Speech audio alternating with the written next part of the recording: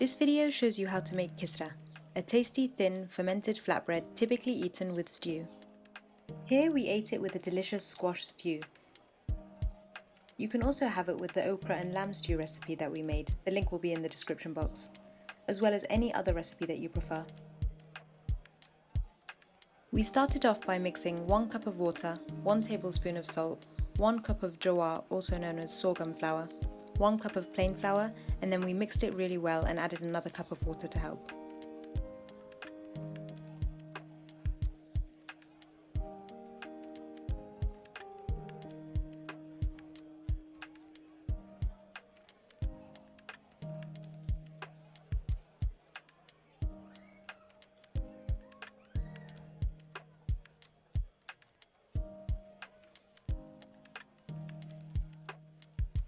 It should be a smooth and thin batter. We left it to sit for 3 days because the temperature is quite cold here, but if it's hot where you are, you can leave it overnight. It will start fermenting and increase in size.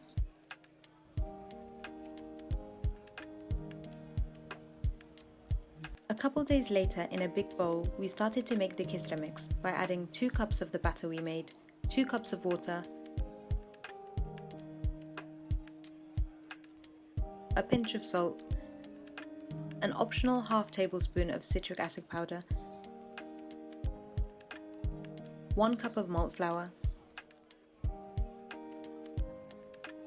1 cup of plain flour, 1 cup of rice flour, 1 cup of Jowar, also known as sorghum flour, and since it was quite thick, we added another 2 cups of water and mixed it up very well. The citric acid powder will give the Kisra more of a sour taste, which some people prefer.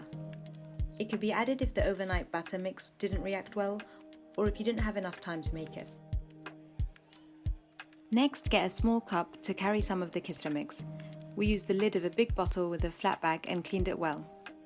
Traditionally, people use a small metal cup, but whatever does the job. Pour the mix onto a heated flat surface like this pancake or crepe maker.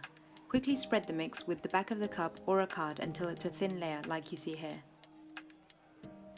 The edges start to curl up when it's ready, and that's how you know you can remove them. You can use some oil to wipe the pan in between and then repeat until the mix is finished. Otherwise, you can store the mix in the fridge or freezer until next time.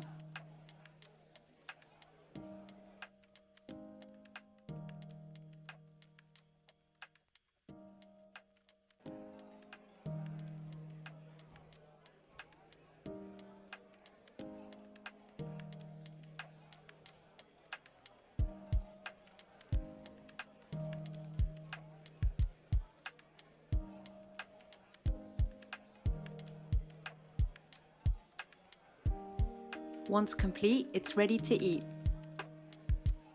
We hope you enjoyed this video. Make sure to subscribe, like and comment to let us know what you'd like to see next.